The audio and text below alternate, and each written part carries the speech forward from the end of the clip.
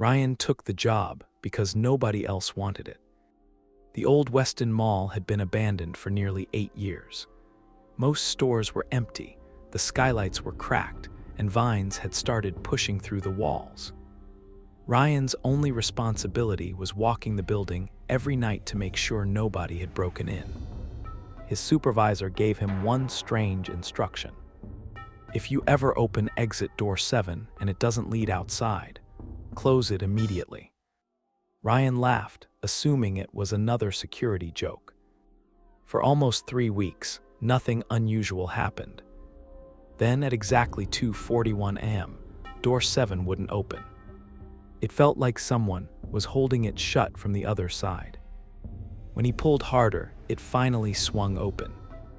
But instead of the parking lot, the mall was brand new. Bright lights filled the hallway.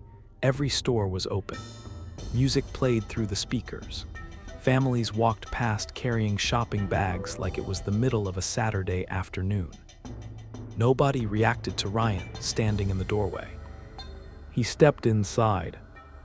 Everything looked exactly as historical photos showed the mall 20 years earlier. A toy store that had burned down years ago was full of children. The old movie theater displayed films released in 2004. Even the food court smelled fresh. Ryan realized something else. Everyone wore clothes that matched the early 2000s. He pulled out his phone. No signal. When he tried taking a picture, every image appeared completely black. Then a little girl walked up to him. "You aren't supposed to be here yet." Ryan asked what she meant. She pointed behind him.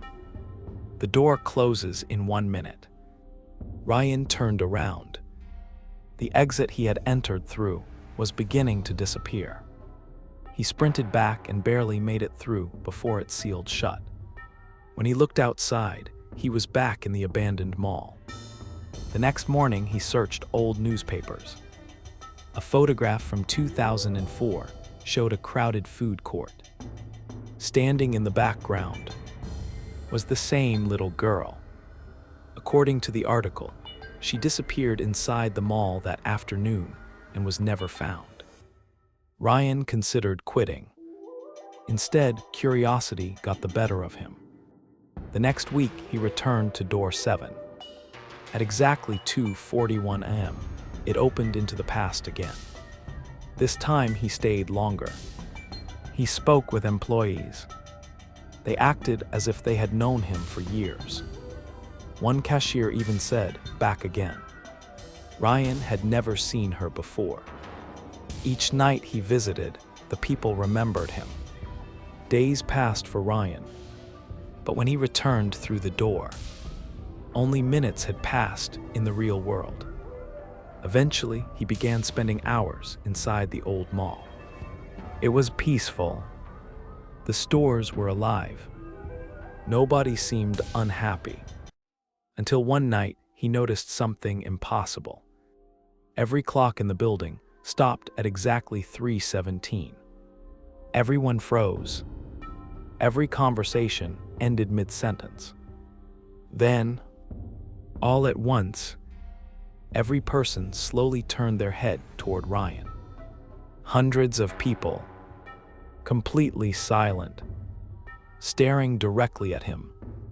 The little girl appeared beside him again. "You stayed too long." The lights flickered. The smiling shoppers began walking toward him. Not running, just walking. Their faces never changed. Ryan sprinted toward door 7. The hallway behind him filled with footsteps. When he reached the exit, it was gone. Only a blank wall remained. The little girl whispered behind him, "Now you have to wait until someone else opens it." Ryan spent what felt like days wandering the endless mall. The lights never turned off. The stores never closed. The people always smiled. Then one night, door 7 appeared again. Ryan ran through it. He collapsed in the abandoned mall. Relieved, he checked his phone. The date wasn't tomorrow. It wasn't next week. It was 22 years later. Police eventually found Ryan wandering the empty parking lot, dehydrated and insisting he'd only been gone for a few hours. Weston Mall was demolished shortly afterward.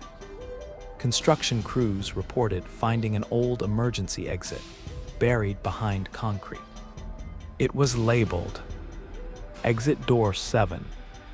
They opened it once.